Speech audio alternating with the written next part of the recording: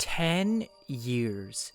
It's now been a decade since the original release of Delusional Science ADV Chaos Child, and considering that the creators don't seem to plan on doing anything significant for the occasion, I figured I needed to do something myself considering how unbelievably special of a story this is, and how much it's meant to me. If you've never heard of Chaos Child before, it is the fourth entry in Mages' and Shibuya Studios' science adventure series, and the thematic sequel to the series' first entry, Chaos Had Noah. The science adventure series itself is a long-running sci-fi visual novel franchise best known for its second entry, Steins Gate.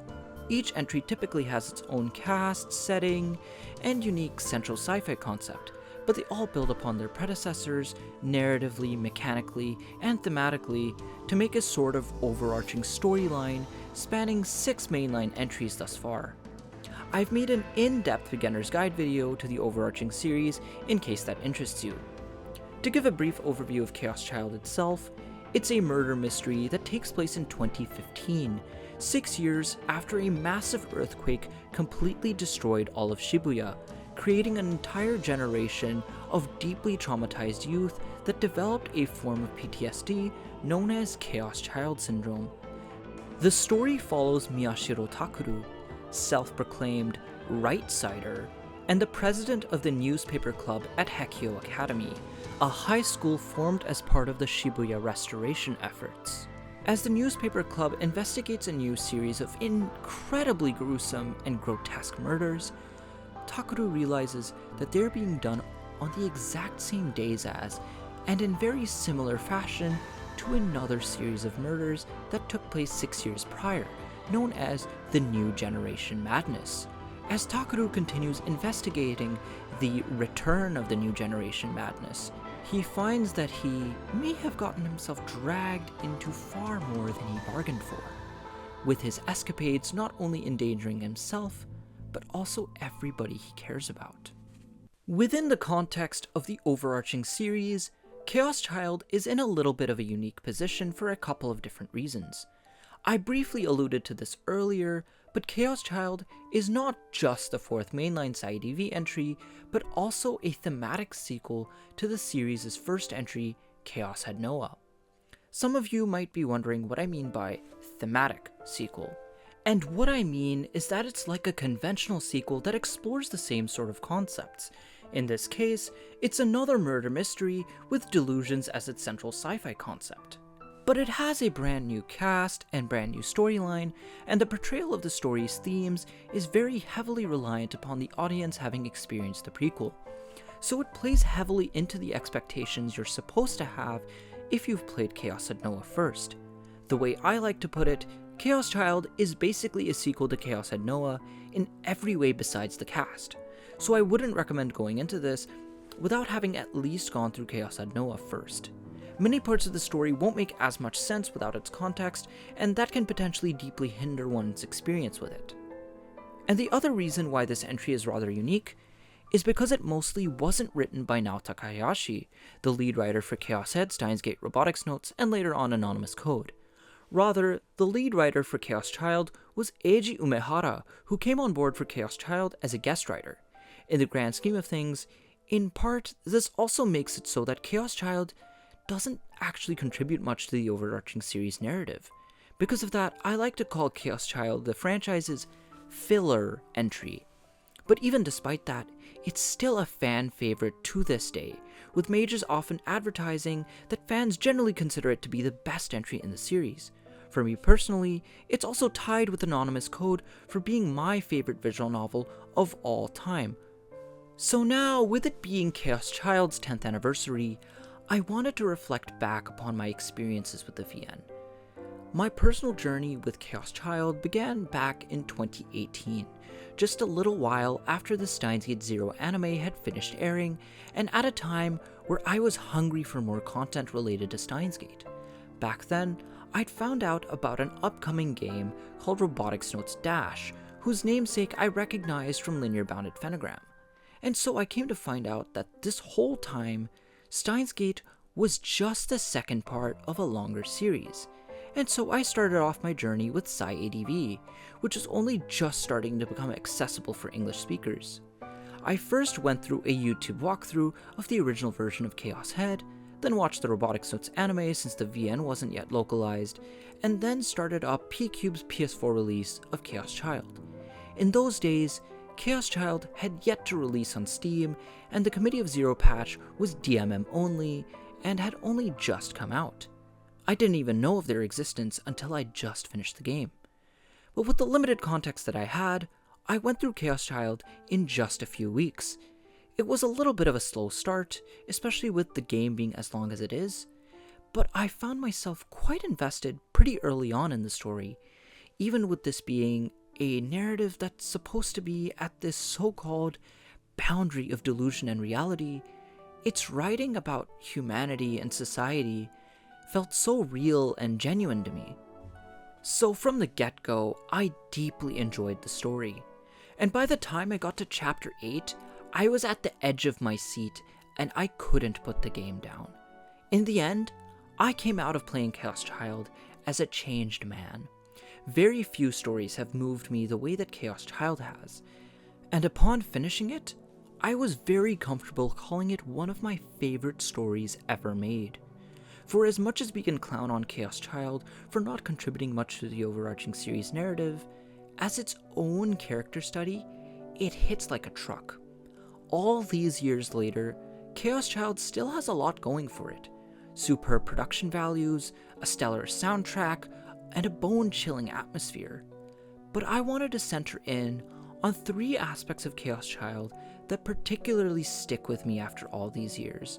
Those being its ever-relevant social commentary, its phenomenal protagonist, and its gut-wrenching true ending. Let's start off by talking about its social commentary. If you know me, then you know that whenever I go through any story, the single most important thing to me is what I ultimately take away from it, and thankfully, Chaos Child is a game with a lot to say. It's quite comfortably one of the thematically richest stories I've ever had the pleasure of experiencing, and in my opinion, the strongest Sci-ADV entry in terms of its themes. From the very beginning of the story, Chaos Child focuses intently on victims of natural disasters, as well as how they're completely ignored and neglected by society, irrespective of age or the severity of their traumas. And considering that the real-life Tohoku earthquake was only 3 years prior to Chaos Child's release, the game's commentary was already incredibly relevant back in 2014 for this and a number of other reasons. When I visited Japan back in 2017, they were still running in-person fundraising campaigns in support of victims of the Tohoku earthquake even then. Japan has historically always had earthquakes and other natural disasters, but I have no doubt in my mind that the Tohoku earthquake and the stories of its victims and survivors were especially major sources of inspiration for Chaos Child, given just how massive of a catastrophe it was. And during the writing process over the course of 2013 and 2014, I imagine this was still very fresh on the entire team's minds. Besides natural disaster victims, the other major focus of Chaos Child's social commentary is on the state of the world in the age of information and the age of the internet. The game was released at a time where anybody with internet access had access to practically all the information in the world right at their fingertips. That was the case years before Chaos Child's release, and is still the case a decade later. Nowadays, we live in a world where billionaires are outright buying entire social media platforms and turning them into echo chambers for racists and xenophobes, a world where governments are continuing mass censorship and propaganda campaigns on unprecedented scales, and a world where the proliferation of generative artificial intelligence means we simply cannot trust anything we see on the internet anymore. We truly live in an era of misinformation and disinformation, more now than ever before. And that really gives a whole new meaning to Sci-ADV's series-defining line, "Is the scenery your eyes perceive truly real?" And so, Chaos Child's commentary has only become increasingly more relevant to the world's current state of affairs. Far more than whoever's behind the murders, the true villain of Chaos Child is really society itself. Besides matters surrounding the spread of disinformation and the prevalence of echo chambers, much like its predecessor, Chaos Child serves as another criticism of internet culture in general. Both Chaos Head and Chaos Child focus heavily on the internet's reactions to the murders, whereby the nicknames the public gives to each of the murder cases are disgustingly inappropriate puns, in spite of the fact that people died. The internet is so completely desensitized that they'll often say things so abhorrent that they wouldn't dare say to anybody right to their face. Much like Chaos Head Noah, another huge part of the way Chaos Child explores these topics is through its characters, but especially its protagonist, which is actually the next major aspect about Chaos Child that I wanted to highlight. Now, in Chaos Head, a significant part of its exploration and criticism of internet culture was done through protagonist Miyashiro Takuru, who's a completely delusional, terminally online, shut-in loser. He demonstrates how spending so much time online and glued to the internet can truly just obliterate your entire soul, and thus his entire character arc is largely about conquering his own life of self-isolation and finding friends worth fighting for. Takumi was by and large a very fitting choice of a protagonist for the type of story that Chaos Head Noah was and for the message that it tried to convey. And while Takumi is a phenomenal protagonist in his own right, Takuru is the complete polar opposite, and yet just as amazing, if not a little bit better. He's still a complete and utter loser, very much chronically online as well, but he's much more social and ambitious, whereas Takumi wanted nothing to do with the murders and just gets dragged into them inadvertently. Takuru actively pursues them out of a desire to solve the mystery and get recognition for it. But why does he go so far for something so dangerous? At the core of it all, he's just this neglected kid that wants to be special in a world that simply refuses to recognize him. And so he ends up looking down upon others due to his own jealousy and personal insecurities. He calls less informed people on the wrong side of the information divide wrong-siders, and considers himself to instead be a well-informed right-sider. And I find that he's somebody that I think a lot more people could relate to compared to Takumi. He strikes a middle ground within the spectrum of ADV protagonists, whereas Takumi is the loathsome embodiment of all the most extreme possible qualities of an otaku put together into a single person, and Okabe is this super charismatic gigachad mad scientist that everybody loves and adores. Takuru is comparatively much more normal. Really, he's just this dipshit teenage boy who thinks he's better than everyone else, and then, to put it vaguely, gets his ass handed to him. And as much as I hate to admit it, from his attitude to some of his insecurities, I really saw aspects of myself in Takuru, especially when I first played through Chaos Child at the age of 16. At that age, you really come to think so highly of yourself, despite your inexperience with the real world, and it doesn't take long for you to get humbled. But honestly, I've never witnessed a character arc more compelling than that of Takuru. There isn't a single ADV protagonist that grows and changes over the course of the story as much as Takuru does, except for maybe Takumi.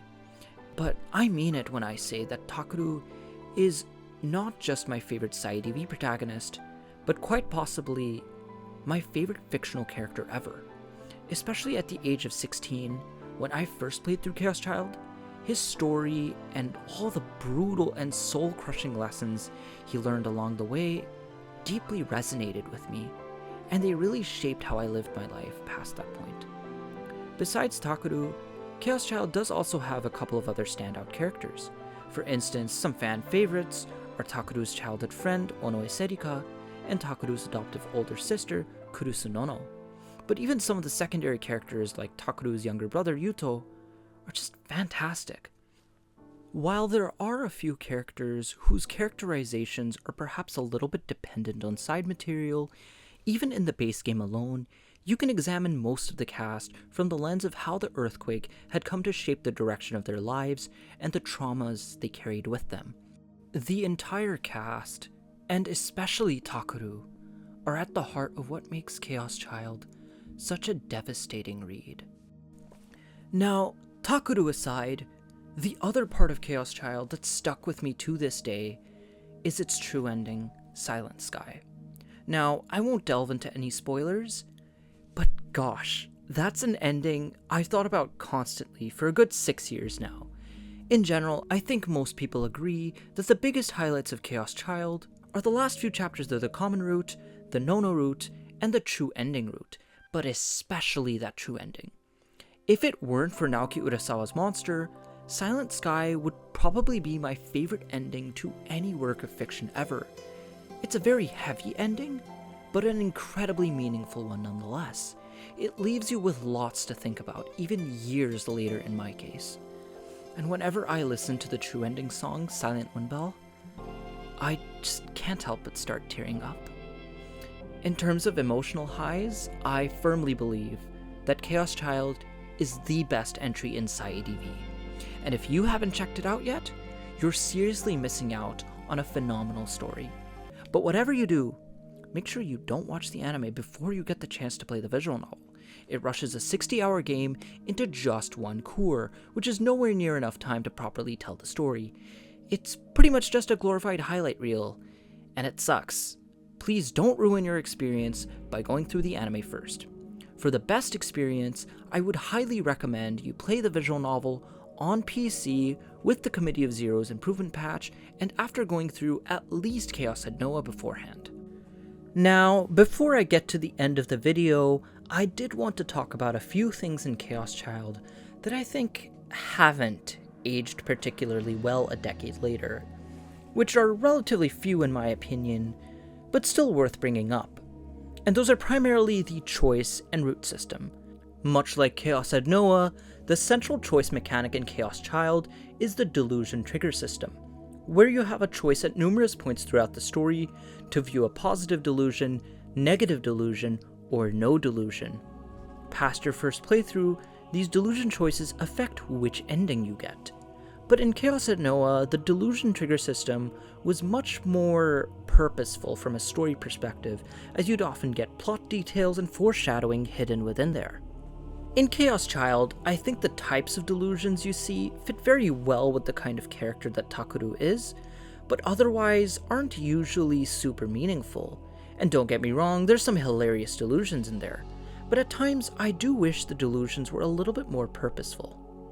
As for the route system, this is my biggest gripe with Chaos Child, and really all of Sci ADV before Anonymous Code, but I think it's super annoying. Just getting to the routes felt like such a chore, even back when I was first playing through Chaos Child. Every time, you have to restart the game, spend an hour or two skipping through the text to select the right delusions, and God forbid you mess one of them up and accidentally get on the common route again.